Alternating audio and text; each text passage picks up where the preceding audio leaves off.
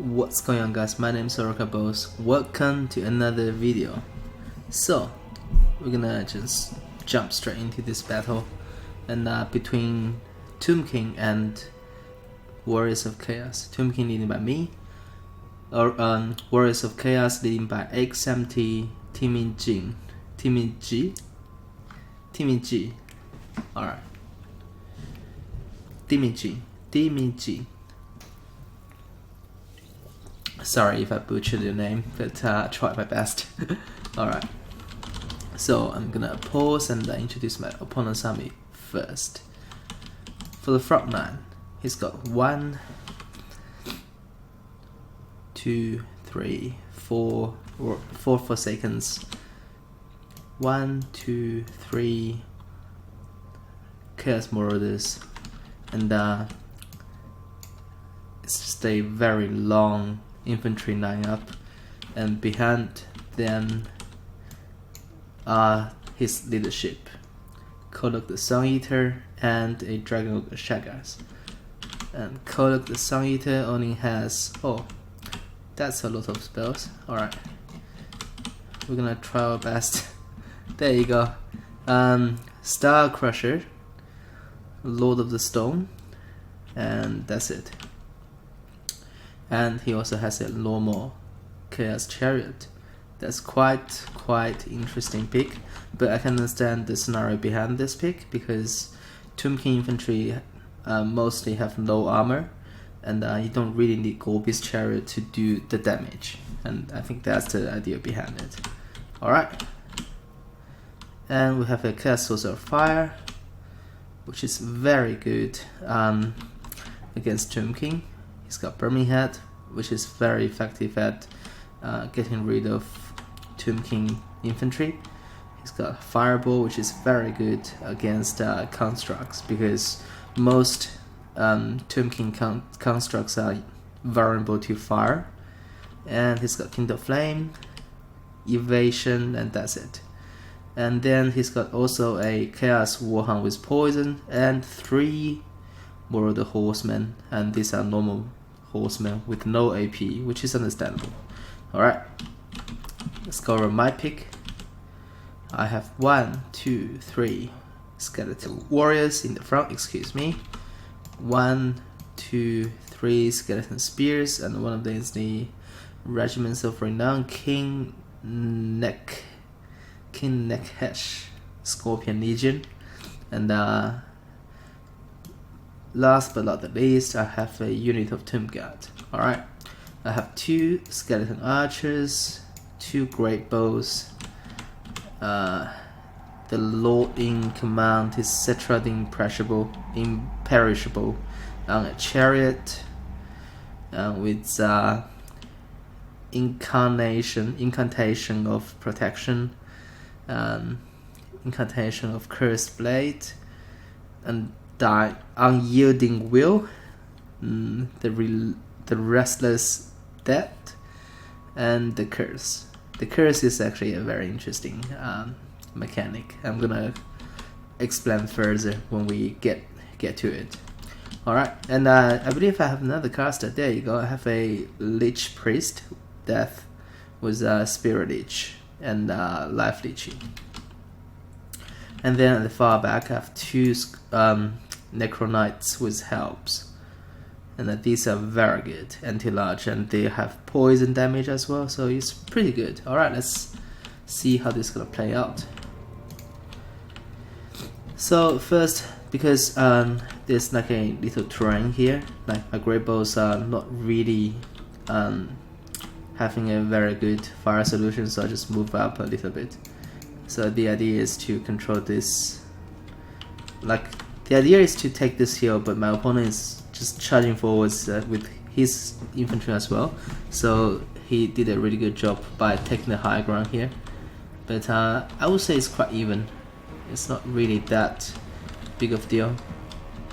And then quickly, I'm targeting both of my great bows at the chariot, at the same time sending Cetra onto one of the Forsaken unit, and I'm using 2 of my skeleton archers to target the Forsakens at the far left flank.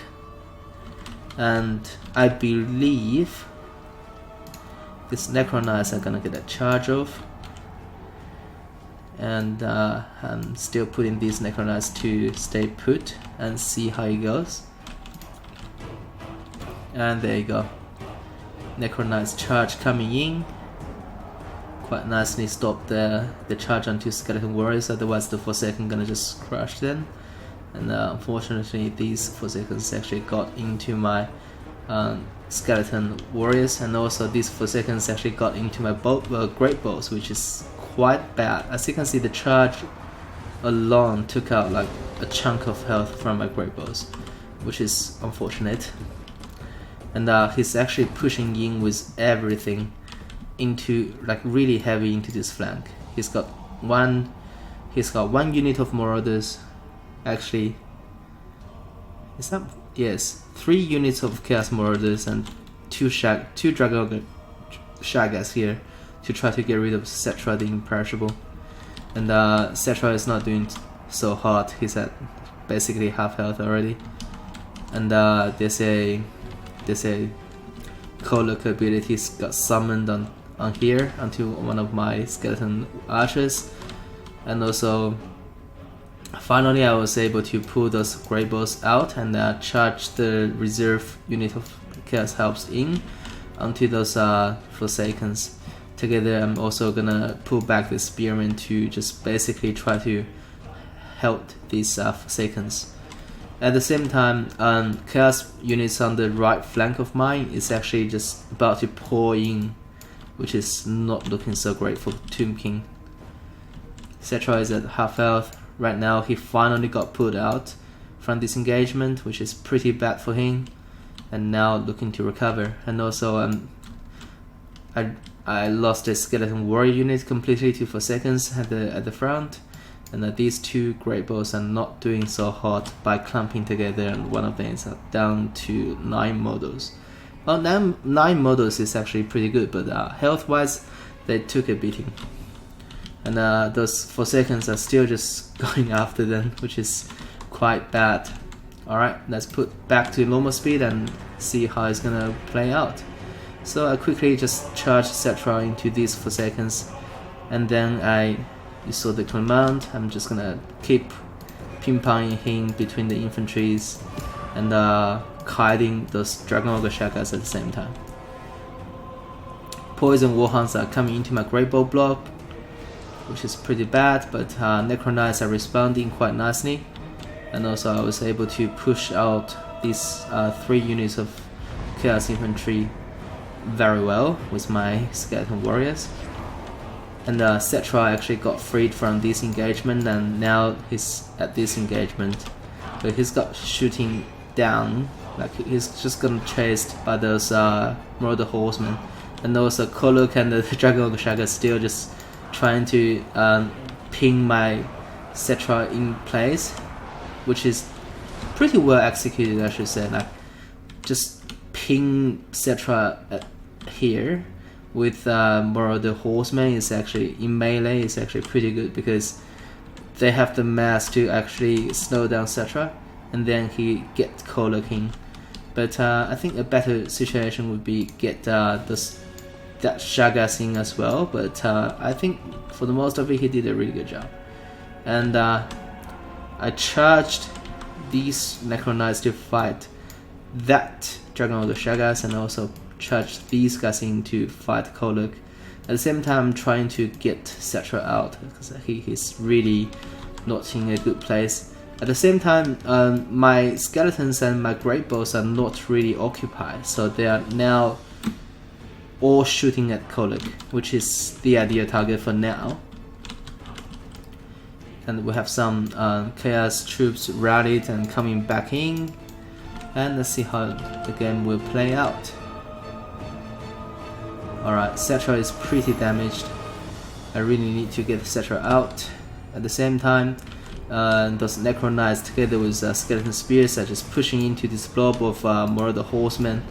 I managed to rout all 3 of them.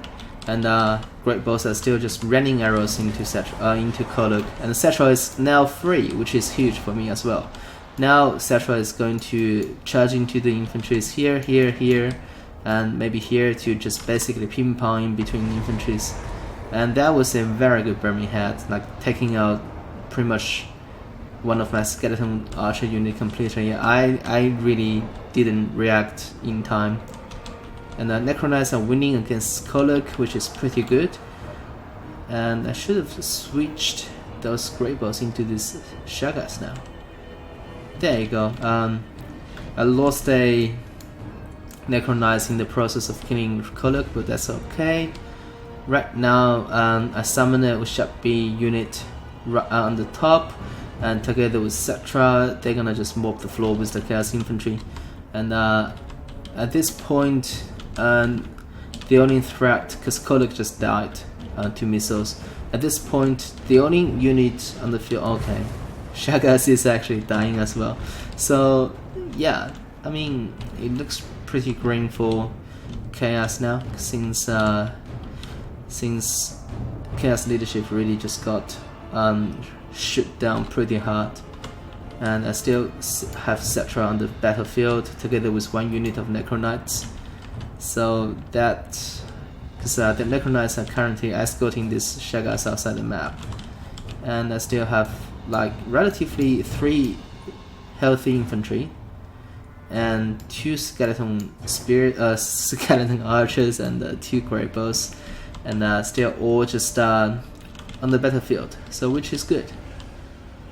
And I believe, yes, Dragon Ogre Shagas just shattered, and the Necronites are chasing all these guys outside the map, and my Lich Priest is actually going after this Flame Saucer, and then everybody shatters, and yeah, that was definitely a very intense game. And man, just look at the kills on this 1 unit of seconds. I think they are the one in the center got rid of 2 units of skeletons, I believe. Like, just the kill count on these 4 seconds are just absolutely amazing. And Shagas and Kolok, well, they got peppered down pretty hard by Grey Balls the entire game. So yeah, I mean, despite the fact that they got shot constantly by the Grey Balls, but they still dished out relatively good damage, and they almost killed Cetra. And just look at the kills on Cetra.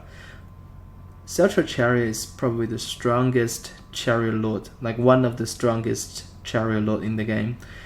I can think of maybe Kazakh, maybe Malakit's, or even Wolfric Chariot. I think all these Chariot Lords are just nuts. They can dish out a lot of damage to infantry, and if you can just ping pong them between each ranks, they can just rack up maybe 300-ish kills per game, and that's just incredible. And Necronites pretty much just served as a screen to deal with the Shagas, and they suffered a lot against Shagas as well, because Shagas are very good anti-large monsters. And Otio, I think this was a very competitive, very intense game, and I really enjoyed playing it with against XMT Dimmy. Alright, and if you guys enjoy my contents, please consider to subscribe. I will greatly appreciate that. And for now, Oracable signing off.